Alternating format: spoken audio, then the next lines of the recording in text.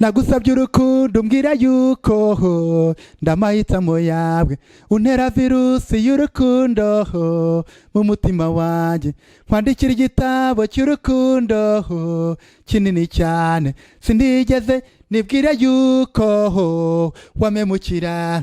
I cannot love you again. I cannot love you again.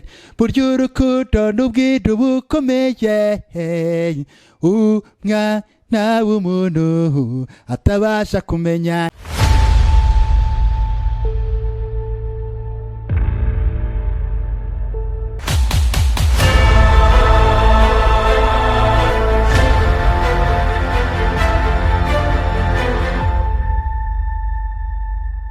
This is Hot Guys in Town.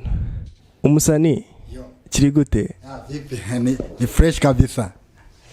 Ni sawa? Ni sawa kabisa nta kibazo. Kabisa noneho watangira wibwira abantu bose bakurikiye Hot Guys in Town. Ndo umuhanzi witwa GDK. Nkaba mfite injyana zitandukanye kabisa. Nta bindi tu. Izo njyana ni nk'iziye tu. Ndirimba injyana ya reggae music na afrobeat. Thank you. Afrobeat. Wadukubita nk'akantu kaga freestyle nyine nk'umuhanzi tu, nk'umuntu w'umujama kahita gukubita akantu nyine ko kwinjira mu kiganiro kabisa. Okay, nta kibazo kabisa nagusabye urukundo umbwira yuko ndamahitamo yawe untera virusi y'urukundo mu mutima wanjye nkwandikira igitabo cy'urukundo kinini cyane sinigeze nibwira yuko wamemukira. I cannot love you again. I cannot love you again.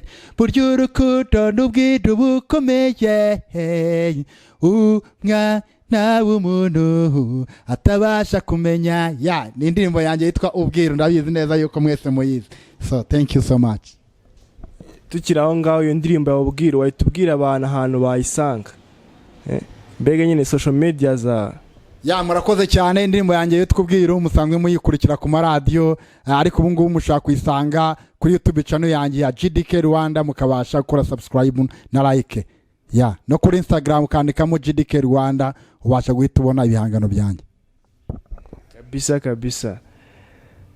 GDK rero twasha utubwireho gatoya nyine mu mateka yawe, mbega muzika wayitangiye gute wowe? Utangira gutekereza muzika wari ufite imyaka ingahe? Igitekerezo cyaje gute kugira ngo byinjiremo? Byatangiriye he? Urakoze cyane. Mu by'ukuri nge natangiye muzika muri 2008. Nibwo natangiye gukora script z'indirimbo zanjye.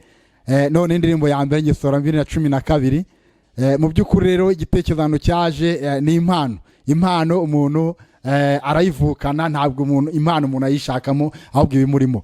Rero ngewe nk'uko warubimbajije n'ikibazo cyiza cyane, umuziki wanjye nawujemo 2012, ariko ntangiye gukora neza 2019. narabanje nubaka ubushobozi kugira ngo ninjye muziki wanjye ntajegajega, kuko nabanje kure ibibazo birimo, ndavuga reka ninjiranemo imbaraga nta gusubira inyuma. Nka GDK ndabona kabisa urifunze, wambaye icyo bita ngo ni ikirombe harya.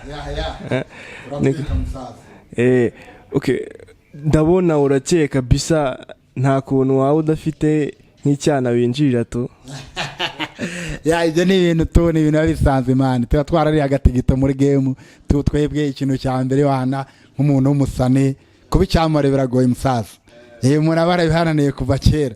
Rero aka gakino tukamazemo iminsi, ntekereza yuko abana bo ni ibisanzwe tu. Ibisanzwe. Ari nko wahita utwikira kano kanya ukavuga ati uyu nguyu kabisa, uyu nguyu niwe kabisa. Jewe nicyo nemera cyo nuko abana bo ni benshi, abafana banjye, abantu batandukanye kabisa. Ngewe GDK ubundi ni umuhanzi mu by'ukuri. Mu gifaransa baravuga ngo dans les affaires il n'y a pas de sentiment. So twe tuba dukora umuziki w'akazi, umuziki wacu umaze gutera imbere, umuziki w'u Rwanda. Niyo mpamvu rero nanjye mba mvuga ko ikintu cyane ngomba gushimisha abafana banjye bose, kandi bose nkabafata kimwe tu.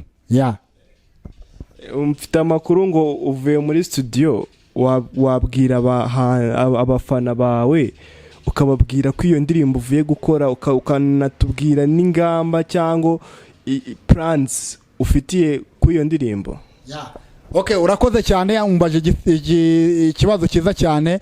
GDK mu by'ukuri yatangiye ku ndirimbo zijyanye n'ubuhinzi, kuko ubuhinzi ni ingirakamaro. Ubuhinzi budahari abantu benshi ntago babona ibyo kurya. So rero GDK yatangiye ku ndirimbo yitwa Hinga Kinyamwuga. Mwenshi mwarayikurikiye kuri Radio Rwanda na Televiziyo y'u Rwanda, bayikoresha muri jingo zamaze ubuhinzi. Ndabizi neza yuko mwayikurikiranye kenshi. Hiye bonze we uramenye Hinga Kinyamwuga. Hiye bonze we uramenye Hinga Kinyamwuga. Iyo ndirimbo rero abenshi ntago bari bazi nyirayo. Iyo ndirimbo ni yanjye nka GDK, ninjye wayihimbye. Mu by'ukuri nagira ngo mbashishikarize rwose gukomeza gukunda ibihangano byanjye, kandi nkuko umunyamakuru yarambajije, mu by'ukuri nari mvuye muri studio n'ubundi ni projet mfite yo gukora indirimbo z'ubuhinzi, shishikariza abahinzi cyane cyane guhinga mu buryo bwa kinyamwuga ndetse no korora kinyamwuga, mu rwego rwo kugira ngo abantu bakomeze kwihaza mu biribwa, bahingire n'amasoko. Mu by'ukuri yo gukora ubuhinzi bw'umwuga, ubu ubuhinzi bwabaye business, bwabaye akazi. Kera twabukoraga nko kugira ngo tubone amaronko, ariko ubu ngubu ubuhinzi bwabaye akazi. Ubuhinzi bwajemo iterambere ku buryo ushaka kubukora bukaguha akazi, bukakwinjiriza, ukabasha kwiteza imbere, ukagera ku bintu byinshi. Rero naje muri studio hanga kugira ngo nsore indirimbo yanjye ishishikariza abahinzi n'aborozi kubikora kinyamwuga, kandi bakitabira na serivisi z'ubuhinzi ndetse no gukoresha amahirwe leta igenda ishyiraho n'abafatanyabikorwa muri rwo kubikora neza mu buryo bwo kwihaza mu biribwa, bakanegira n'amasoko. Nicyo kintu cyari cyanzanye aha ngaha. Thank you. Kabisa. None se GDK, urabona igihingwa kirimo kirarya yite muri no minsi na kamogito, ngo mu Rwanda ngo bagiye guhinga kamogi. Ako kantu se waba wigeze ukaririmba mu iyo ndirimbo yawe nshyashya? Okay, ntabwo wena nakaririmbye, ariko jewe ikintu cya mbere ni nkora icyo bita professional agri farming. Nuko ngo niba wahingaga ugahinga wenda ibishyimbo, ugomba kubihinga mu buryo bw'umwuga ku buryo bikugira akamaro, bikajyana akamaro igihugu cyawe.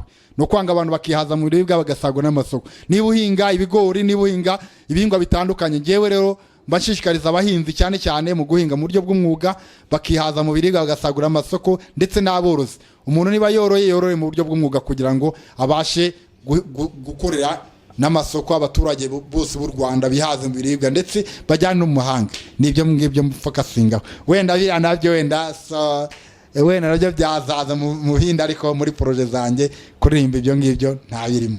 Nakoze. Kabisa.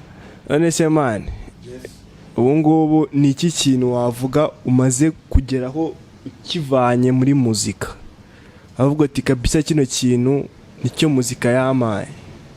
Mu by'ukuri umuziki umaze kungeza ku bintu bitandukanye. Sinavuga ngo ni byinshi cyane, ariko hari icyo umaze kungezaho, kuko nk'ubu ngubu hari ibikorwa byinshi mfite. Bimwe na bimwe hari nk'ikibanza naguze, nakuye mu mafaranga navanye mu gihangano cyanjye. So ibyo bigenda bimfasha, rero bimpa imbaraga cyane cyane nkakora umuziki wanjye numva unshimishije. Kandi ikindi ngewe uyu muziki nawinjiyemo mfite target, ni ukuvuga ngo ni nkora umuziki wa business, ntabwo nkora umuziki wo kuvuga ngo ni entertainment gusa. Ndakora umuziki wa business, kandi ufite n'icyo umarira abaturage. So abaturage bashaka kubyina, abaturage bashaka kumva ubutumwa burimo, bakabasha kwiteza imbere bakora ibyo bintu bitandukanye. Ariko ntibinavuze yuko nkora izindi ndirimbo z'ubuhinzi gusa, n'izindi zitandukanye ngenda nzikora nk'uko nabikubwiye. Murakoze.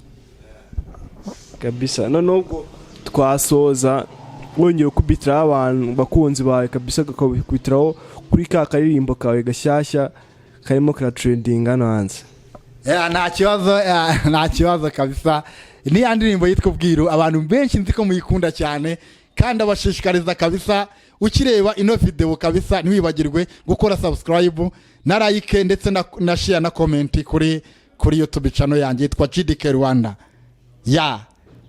ni ya ndirimbo yanjye musanzwe muzi yitwa ubwiru. Nagusabye urukundo mbwira yuko ndamahitamo yawe, untera virusi y'urukundo mu mutima wanjye, kwandikira igitabo cy'urukundo kinini cyane, sinigeze nibwire yuko wamemukira. I cannot love you again, I cannot love you again. Burya urukundo n'ubwiru bukomeye, umwana w'umuntu atabasha kumenya, intimba n'agahinda waneye ubwo wambwiraga yuko utakundana n'agasore k'agatindi, none urasaba yuko twasubirana.